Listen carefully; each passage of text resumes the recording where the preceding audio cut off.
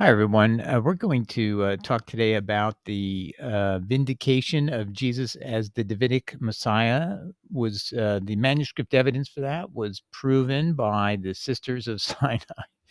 That's what we're going to call them. They're actually two British twins who, in the 1890s or late 1890s, approximately, they found a very important manuscript, and it's actually the oldest Bibles, much older than even the Cureton and older than Sinaiticus. But we don't hear much about it, and you're going to find out why. But this is really the Bible that should be always talked about. Like you've got the Sinaiticus from 350. That's supposed to be the oldest Bible, and then there's the Cureton, which is older than even the Sinaiticus. But then the Sinai Palimpsest, it's 4 Gospels. So it's not the entire Bible. That's the only difference. But it's the oldest manuscripts going back into the 100s. They came out of the woodwork. But where are they? Why aren't they being paid attention to? So we'll examine that. Sometimes what you have to realize is you could be making the greatest discovery in the world, but if you are bringing up something that we have all settled that can't be, it won't ever be allowed to be, then you have created a heresy just by your discovery. And therefore, we're going to kind of ignore you and just forget about you. But these two sisters of Sinai should never be forgotten. They are a wonderful couple. A couple, I shouldn't call them that. It's Agnes Lewis and Margaret Gibson. After their marriages, their names changed, and that's how they're known, Agnes Lewis and Margaret Gibson. And they accidentally discovered the Sinai Palimpsest when they went into a monastery in the Sinai area. And that's why they're called the Sisters of Sinai. And what they found is called the Syriac Sinaiticus. So I was trying to find the name for all of this. And they found it at St. Catherine's Monastery, and they're called the Old Syriac Gospels, meaning we're looking at just 4 Gospels, no letters, no epistles, nothing, just the Gospels. And this says late or early 5th century manuscript. Well, what you really have to do is look underneath, because there was this, what they had to fight through is somebody was writing over the gospel. So they ran out of paper. So they said, you know what, here's a copy of the gospels. Let's just use that. We'll start writing over that.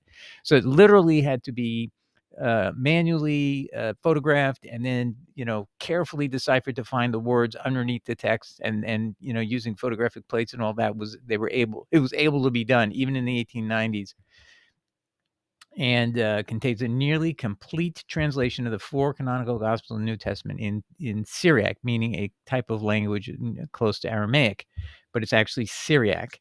So it should be called the Syriac Sinaiticus. It's also known as the Codex Sinaiticus Syriacus, but that's confusing because there's something called the Codex Sinaiticus, so that's not a good idea. But it will have this symbol of SYR with a little S on the top. So Syriac Sinaiticus is all we need to remember. If you need symbols, that's how it's symbolized. And as it points out here, it had been overwritten by a vita or biography of female saints and martyrs. So it had a martyrology on top. And so you had to look through all the letters, and underneath that, you see this older thing. And this thing comes from the 100s, the 2nd century. And this is the oldest copy of the Gospels in Syriac, one of the 2 surviving manuscripts, the other being the Curetonian Gospels, which actually, as Agnes will say, that Cureton is older than her manuscript. She knows manuscripts. She's an amateur, but she's super rich, meaning her and her sister had a huge inheritance, and they decided to learn classical ancient languages and both go traveling around the world to desert places and do biblical things. They both attended a Presbyterian church, and so they're making their life mission to just find out stuff for Christianity, and at the same time have a good time and get educated and stay active and mentally in the world, because we had this endless supply of money from mom and dad. So this is literally who these people are. Have no agenda in mind. And frankly, even though their success here, they found this wonderful manuscript and it's being ignored deliberately by the intelligentsia and of Christianity. It doesn't matter. They were happy. They did what they wanted to do. They're not disappointed that it didn't have all the impact that it should have had, because unfortunately it had a variant that nobody wants to know about. Anyway, so but even so, when you look at the Syriac Sinaiticus, see, that's the symbol right there. retains some readings from even earlier lost Syriac Gospels and from the 2nd century Septuagint. So there's a way of knowing what era it was written in by what other works it's quoting from. So the Septuagint of the 2nd century, that means in the hundreds, has a certain kind of signature that it's from the hundreds. And so once you establish that, then you can see this version of the New Testament, the 4 Gospels, are actually quoting a version of this of the Septuagint, the Greek translation of the Hebrew Bible. You can see that version that's in play when it's quoting it, and therefore you can then date the original of this to, it could be anywhere from 101 all the way up to 199, somewhere in there. So it's a good idea to just say, you know what, 150. Okay, so now what's the Syriac Sinaiticus is also known as the Sinaitic Palimpsest. I'm sure you love all these names and so on, but anyway, it's important to know the difference when you're looking at old books, when they use the old words, the old titles. The Sinaitic Palimpsest, aka the Syriac Sinaiticus or Sinaitic, immediately became a central document in tracing the history of the New Testament. I just want you to understand that's how fundamental this book impacted things and should still be impacting it, but you'll see why it's being limited or held off. Here are the 3 variants that I think are the problem for people. Number 1, it contains Joseph, to whom was betrothed Mary the Virgin, begat Jesus, who is called the Christ. The father there is Joseph, begat Jesus, and Mary's just mentioned in the middle. It's mentioning that she's a virgin.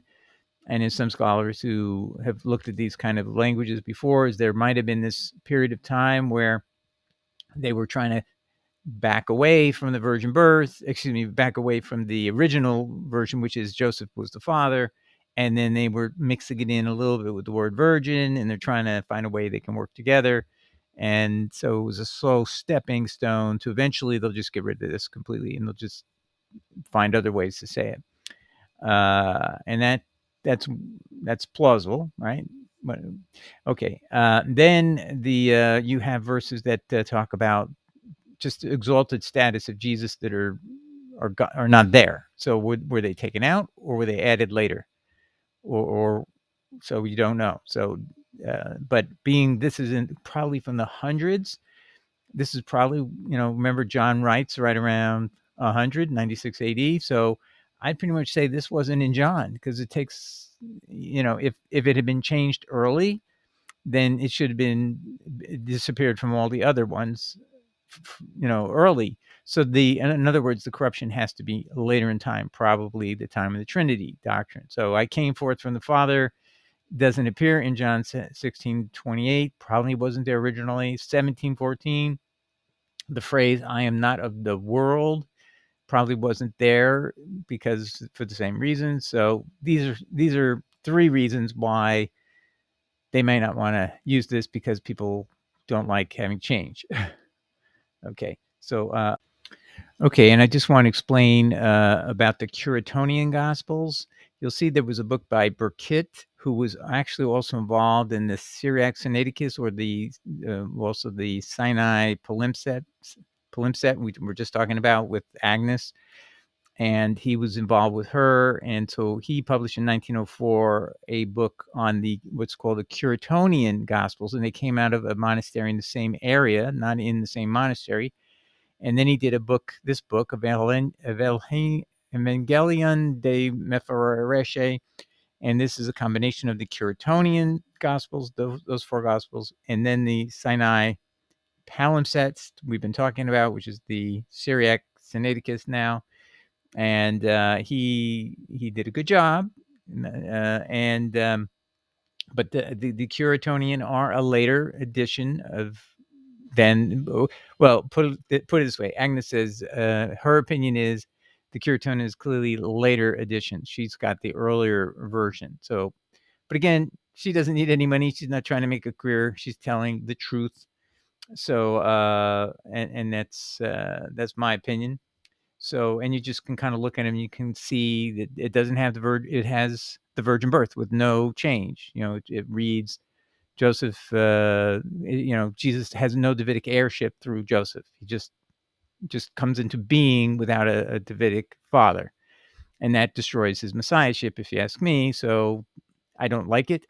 I think we need to say to ourselves, what was original had to be common sense. Why would you do a lineage from David all the way to Joseph and then fall one short? It only makes sense the way it reads in the version that she had. And of course, it was quoted this way: Joseph begat Jesus twice in Justin's writings. So we have multiple reasons to think this. And we also know that the Ebionites went up in arms when it was the late 100s. They were furious that somebody had changed the Hebrew Gospel of Matthew in a Greek reproduction that added the virgin birth. And so we've gone through that multiple times. And that's recorded in Epiphanius's writings, but talking about them as if they're heretics. But remember, Epiphanius is late, and so by that point in time, the purging and the manipulation of writings already occurred, and so it's a challenge to overcome the problems when you have the people in the future then destroy the records of the past. And so now they're controlling the narrative and suppressing the earlier true history. And you're only going to find it by these kind of things that Agnes and her sister found in this monastery. But anyway, so, okay, that's the Curetonian. I'm just trying to make sure we keep these things separate because this is something I didn't understand until just last night. One of the people following our channel, he sent me a link to the the Syriac Sinaiticus, and he didn't even know what it meant either. But I was going, oh wow, this is a great book, and then I read it, and so I can say that's how we now place it in the picture, the big picture, and we're going to now learn a little bit about Agnes and her sister, I think, and so. I just want to show you, if you go over to Burkitt's book, on the Curetonian version, he mixes it up with Agnes's work, the Sinai Palimpsest. She has her own book, but he did his own translation. And in his translation, he puts in a footnote: Jacob begat Joseph. Joseph, to whom was betrothed Mary the Virgin, begat Jesus. So there you have it. Jesus has a valid Davidic right to heirship, to be Messiah. He's begotten by Joseph, and that's what the lineage was obviously written to end in, and somehow, for some reason, it got out of there by whoever made the change. I believe it was Marcion trying to corrupt our scriptures, and that's who the Ebionites, I believe, were upset with. Okay, but in his writing, just so you know, is that appears in a footnote to indicate it comes from S. See here, he put a little explanation on page, well, in his preface, where he explained that anything that's in the main text will be, everything in the main text will be the Cureton Gospels. Anything in the footnotes will be the S, the Sinai, what he called the Sinai Palimpsest, which is also known as the Syriac Sinaiticus, to repeat again. So here's Agnes's work. So finally, we're getting to whom I wanted to profile.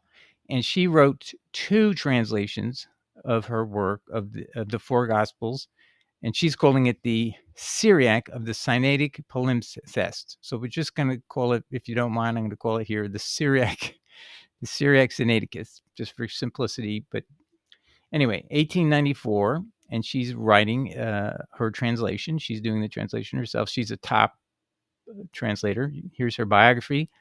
Agnes Smith Lewis, born 1843, died 1926. Her sister Margaret Gibson, genius in her own right. They're sometimes referred to as the Westminster sisters. They were Arabic, Christian, Palestinian, Aramaic, and Syriac language scholars and travelers. I mean, they had broad understanding necessary to do their trips. As the twin daughters of John Smith of Irvine, Ayrshire, Scotland, they learned more than 12 languages between them and became acclaimed scholars in their academic fields and benefactors to the Presbyterian Church of England, especially to Westminster College, Cambridge. By 1890, the sisters settled in Cambridge. Agnes began to study Syriac. She's the one who found this manuscript. Inspired by Quaker and Orientalist J. Randall Harris's account of his discovery of St. Catherine's Monastery of a Syriac text of the Apology of Aristides, they traveled to the same monastery in 1892. Okay, and discovered one of the earliest Syriac versions of the old Syriac Gospels next to an earlier known Curetonian Gospels. So the Curetonian Gospels had already been extracted in the 1840s. So this is 50 years later. They're going back. I should say the Curetonian Gospels have been found in another monastery. So they're saying we saw versions of the Gospels that were the Curetonian type, and then, but they're going to find this other version that we're talking about, and they realize that's even older. So they grabbed it. I mean, they didn't grab it. They asked the monk, can we please take photographs? Can we please do whatever they needed to do to get it? But apparently the monk said, no, you can take it. So now it's in the British Library, and it gave insight into the Syriac transmission and added valuable variants to the New Testament studies. It was one of the most important palimpsest manuscript finds since that of the Codex Sinaiticus in 1859 by Constantine von Tischendorf. The year after, 1883, they returned with 3 Cambridge scholars that included Professor Robert Bensley and Francis C. Burkitt. We've already seen he wrote a subsequent work translating the same work they did, and their wives, as well as J. Randall Harris to copy the whole of the manuscript. The Palimpsest manuscript was found to have been overwritten by the lives of holy women in Syriac dated to 779. So the actual physical paper had been retained from a much earlier period of time, and they were then written over. So when they ran out of paper, instead of finding more paper, they just started writing over the current paper, and it was the Gospels they were writing over or writing in between. So this is how they had to recover it. It was written over by John the Recluse, as well as also, that's actually, I guess, the author of the book Lives of Holy Women, as well as also having the 4 6th century folios with a Syriac witness of the departure of Mary. After the return from their trip to Sinai, Agnes made herself acquainted with Christian Palestinian Aramaic. So she's getting deep in the weeds on knowing the correct Aramaic by the help of a script table, blah, blah, blah. Margaret learned Arabic. That's her sister. During this expedition, Agnes cataloged the collection of Syriac, and Margaret did so for Arabic manuscripts. So anyway, I'll leave it there, but you can just see these are really top-notch people. Now, what she's saying is what she discovered in 1892 is dated to AD 1104. Okay, and I think what she means by that is there actually is a handwritten date on the document of 1104 somewhere, and then there's other ones, but the physical paper it's on goes back to works that had been released. First of all, that novel about, not novel, but the story about the martyrs of women, that was a work that was created in the 1790s. So that work is written over on the Gospels. So then you're trying to figure out what's underneath that, and that's when you get to these Gospels that are ultimately from the 100s. Okay, and so she's talking about how they're looking at these documents, they were skewered, and then they start seeing pieces of the gospel come alive, and so on. And then she says, in our humble opinion, the manuscript they found is an older form of the Old Syriac version than Cureton's manuscript. So Cureton's manuscript is from the 2nd century, from the 100s. She's saying our version is even older than the Cureton. So she's saying on visual inspection, looking at the same Cureton manuscripts that were seen in the other monastery by Tischendorf, she can make an assessment that this document, not Tischendorf, but Cureton, that she could make an assessment that these that she's looking at are older than even the manuscripts that Cureton was editing and translating in a prior edition. Okay, so now she's going to tell you she's totally aware of her manuscript having a variant on Joseph begat Jesus, so it's not a surprise to her. So this is at XXII, that's 22 in her book. She's saying, let us now see what our codex says about the Gospel of Matthew. And she's going to start with some of the names in the genealogy, but I'm going to go right to what she's going to eventually get to. This is actually her translation, and it says, Joseph, to whom was betrothed Mary, the virgin, begat Jesus, who is called the Christ. So Joseph begat Jesus makes perfect sense. Why else have a genealogy if you don't have it ending? If it goes nowhere, what was the whole point? And it's a genealogy of Joseph, so you can't dispute that either. So it's pointless the way it now reads, but we're all supposed to accept that it never read anyhow differently. But now I'm going to show you, she's going to give her own explanation why it was written to this point one way and then changes. And I'm just going to suggest that this was the way it was always written, and someone came in and tried squeezing in something and didn't want to change Jesus being begotten by Joseph, because that would deprive Jesus of being a Davidic heir. And somebody used their head and said, I'm not going to delete that. You want to delete that? You delete it. But I'm not deleting that, because Jesus won't be Messiah if anybody reads that and we've passed it on. It just, for some bizarre reason, nobody ever thinks about 2 Samuel. Jesus has to be born of the flesh of David. Boom. That's it. You just can't get around it. It's a prophetic statement. If it isn't true, he can't be Messiah, and that's the end of that. And he can't be a Davidic lineage, and Christianity is all based on a mistake. And everybody keeps saying I should be, pulling back. No, everybody, we got to get in line and say, hey, we want to restore our scripture. Else, this guy Doug, whoever he is, he's a schlebol. We all agree he's a schlebol, but he's right about this. Let's get this fixed. Let's go back and say, hey, why did Justin quote it? Joseph begat Jesus too. What's all this going on, and why did they do this? And I believe Marcion was the party to blame. He grabbed a hold of our scriptures. He changed them, and that's why they came out this way. But anyway, this had it the old way. This part. And then just want to show you, she then did an 1896 edition of the Sinai Palimpsest, and she quotes it the same way again. I just want to show you how the other words were similar at this time, particularly the next one, because this next line is this is where I think the editions for sure begin. Because this is where the error happens. The generations up to this point are not a mistake in and of themselves, because they're just simply saying Joe Blow, had the son, and then this person had this son. Abraham had Isaac, and so on, and David had Solomon, right? So there's nothing wrong in that. It's whoever put this in was trying to be a brilliant person. Maybe what it was is they needed to if they're going to squeeze in something false, they need to put in a whole page. So they got to add some words just for no reason.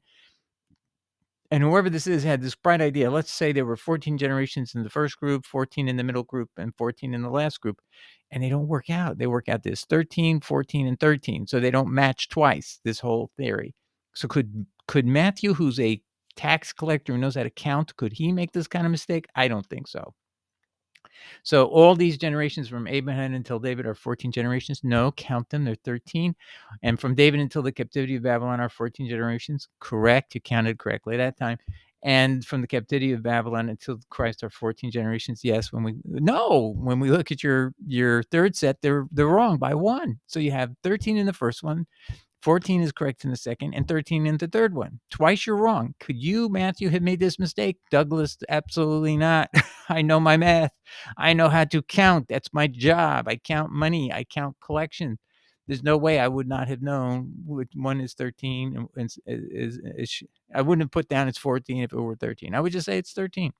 That's it. 13, 14, and 13. That's what I would say. Well, there's no magic and that's the other thing. There was no magic purpose to saying 14, 14, 14. It sounds nice, but it doesn't have to be that way. You just say what they are. Just they are a fact, whatever they are. 13, 14, 13. That's all he had to say. So this is not written by a person who had any inspiration. That sentence. And where does it come from? It's right in conjunction with somebody who had to add the word virgin in the sentence before, right? And try to make it and add the word whom was espoused Mary. Didn't have to do that. So that whole clause is being added in there so they could squeeze the word virgin in, because they've already conceived of this idea. We're going to put a virgin birth in here, but we're afraid of denying Jesus his Davidic messiahship, so we got to do this very carefully. And so there's 1 foot in, 1 foot out. You know how you do that? You want to get in the water, it's cold and chilly, so you just put 1 foot in, you see how it looks on the page, and go, okay, that'll look good. It says virgin, so maybe people think it's a virgin somehow. But no, it says begat. Joseph begat Jesus. And so that takes that away, that idea that she could be a virgin, other than through the fact that if he's begetting it, she was a virgin, but she's no longer a virgin by the time it's over. Okay, so she's a mother like any other mother. Okay, so, and thank God, because we need to have Jesus begotten by Joseph in order to have him be Messiah. Understand the prophecy of Samuel about the Davidic heirship of Christ, of a Messiah in the future. Okay, and then I just thought you should read the next sentence. But the birth of the Christ was on the wise when Mary, his mother, was espoused to Joseph, when they had not come near one to the other. So this is clearly after the virgin birth has circulated for some time, or this is the first version of it. How are we going to say this? How are we going to add this in? So maybe this was the very first type of version, which is, we're got one foot in, one foot out. We're gonna pollute this scripture, and we're not gonna tell people right away that Jesus has a virgin birth, because then they'll realize there's nothing to Christianity anymore, because Jesus can't be Messiah. I mean, the whole idea of Christianity has to be the Christ, which is the word for Messiah in Greek. So we can't do that to them. So we're just going to destroy it a little bit at a time, and that's what Marcion's all about. He hates our faith. He's trying to destroy our faith. Cation, who's a translator from Hebrew to Greek, would be the perfect guy to do this, because he just has to pick on the Hebrew Matthew. And I believe that the Luke gospel was created, the genealogy and the birth there was created after the Matthew version to defeat the fact that somebody had put inside of this version a little bomb which made Jeconiah in the line, and Jeconiah was cursed in Jeremiah 23, I think it was, that no one in Jeconiah's line would ever sit on the throne of David. There's other ways to get to Jesus other than through Jeconiah. There are other heirs, lineal lines you could have followed, but whoever wrote this or changed this made it that Jeconiah was in the line, and that's what I think this was all about. And then the virgin birth was just, you know what, let's make Jesus a God from birth, because that's also what Marcion thought, that Jesus was some sort of God. So now you end up getting all these Gnostic ideas thrown into our scripture, and you've also, it destroys that Jesus is Messiah, which Marcion also didn't believe Jesus was Messiah.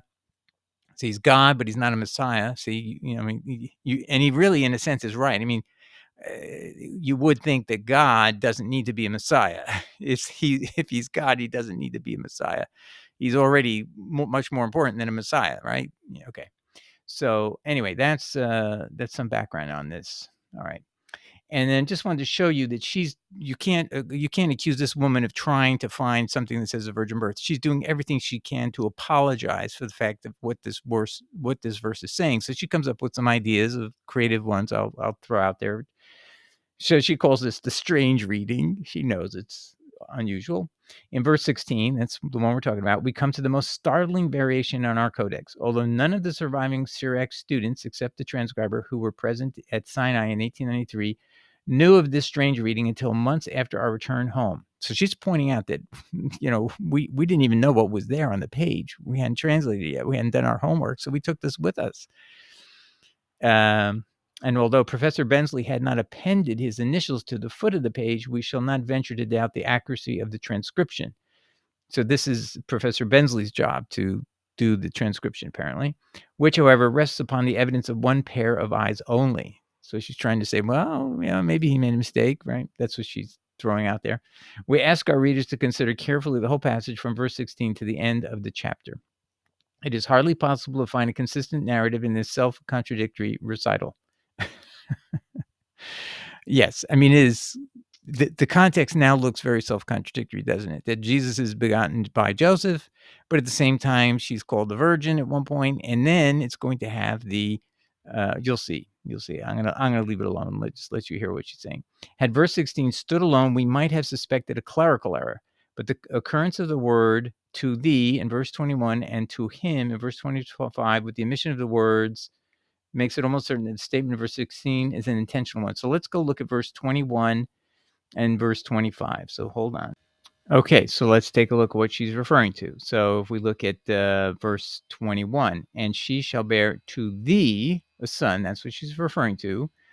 and thou shalt call his name Jesus. So bearing to him a son would signify he's the father. Same thing down in verse 25. She said, look at verse 25, and she bore to him a son, and he called his name Jesus. So these are the kind of little details that a fraudster doesn't know to put in, but a original writer would have said naturally. They look very small, so a fraudster doesn't spot them, but as a good person like Agnes, she's going to say, yeah, I can see that's inconsistent with it being, that it was a virgin birth. And okay, so let's go back to her commentary. Okay, and Agnes is also aware that, as she says here, let me pull this up here. She says, our codex stands alone in its peculiar readings, meaning this reading about Joseph being the father of Jesus. However, she doesn't apparently know that Justin has it twice. Just matter of factly, it says Joseph begat Jesus in the genealogies.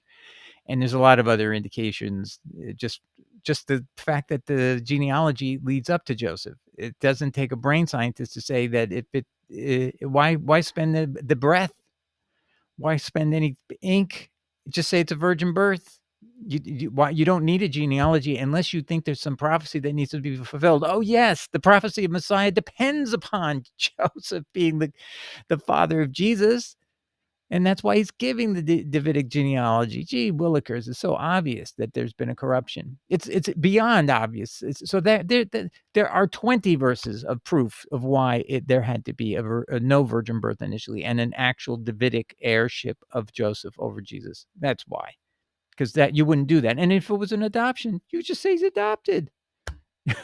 But you don't do that. They don't say he's adopted. And there is... just okay, whatever.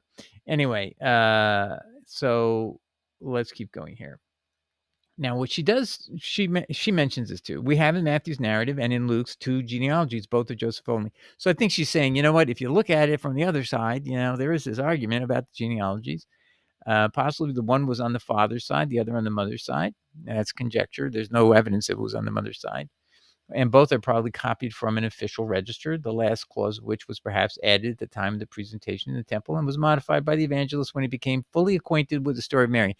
So this is what she's saying, is then when you see, let's say the evangelist, Matthew's writing, and then he learns later after he's kind of written this that he has to kind of go back and change things, he's starting to modify his own writings to reflect the virgin birth account. But I'm going to show you why that doesn't work either. It is possible that we have here a partly modified form, but even here Mary is called the Virgin, a title which no one unacquainted with the miraculous birth of her firstborn would naturally have given her.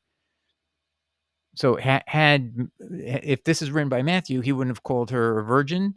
The answer is that's false, because it says, his wife, the Virgin Mary, gave birth to a child. It's not saying that she's a virgin necessarily, that she's a virgin when she gave birth.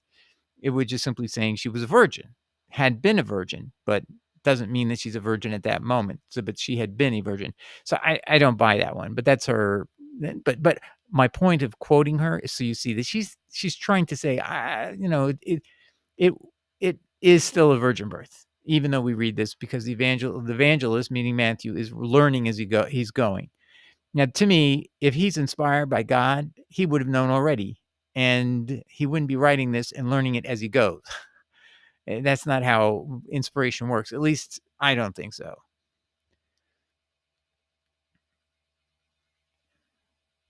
And she says, here's a fact in favor of it being a true virgin birth, is the fact that Joseph would trouble about Mary's condition is simply inexplicable if he were the father of Jesus. So apparently he's in shock and he's considering what to do. Well, this is if that's true, then Matthew, this goes against her other argument. Matthew should have known that this story was true. Where is he getting this from? This is coming to him after he's already written the genealogies, and now he doesn't know to just start over and write over again. See, I mean, this is the incredulous thing. So you have to believe he's only written 2 pages. He then meets Mary, and she says, "Oh, by the way, here's some facts that I was a virgin at the time." Well, he says, "Oh, I better tear up this genealogy that shows Jesus is an heir of David, and I'll just throw that away, and I'll just start over, and hopefully nobody will notice he can't be the Christ because he's not a Messiah. He can't be Messiah. Maybe we need to find another name for our movement than the Messianic, or call ourselves Christians, because that's just not possible." So, he would have had to tear it up, and then he could say Joseph is troubled about Mary being pregnant without him being involved. Yes. So but that's what. But again, Agnes is proving she's loyal to the traditional reading that Mary is the Virgin, and that's important. Agnes is not going out of her way to find this manuscript and make it come out so she becomes famous for finding the manuscript that disprove the virgin birth. No, that's not what she wants. And so whatever failure of this book to ever go forward and be viewed in the way it could have been viewed, she could have made a name for herself if she said, "Hey, the virgin birth isn't true," and maybe she could have done her own research on it. She does no research on it. She doesn't ever mention Justin's writings about Joseph begat Jesus. She doesn't. So she has no clue. She has no clue about that. And those texts were available in any library, Cambridge Library. She could have gone there and said, "Hey, can anybody help me about this? And are there any writings that mention that Joseph begat Jesus other than my book, my codex that I found?" So apparently she doesn't care, and she's not trying to find that out. So that's what I mean. We found a person who's objective and is actually favoring not to read it the way it actually reads, and she's trying to find excuses for it. And that's fine. She says, "We have no genealogy of Mary. This is only natural. Our Lord's social position and civil rights were determined by the relation in which he stood to one who was both his reputed father and his foster father." Okay, so she's trying to say his legal rights would be what his reputed father, what people thought was his father, and his foster father. But if you really read the prophecy, he has to be of the flesh of David. It's not a foster father or a reputed father. He has to be the true son to be in the line.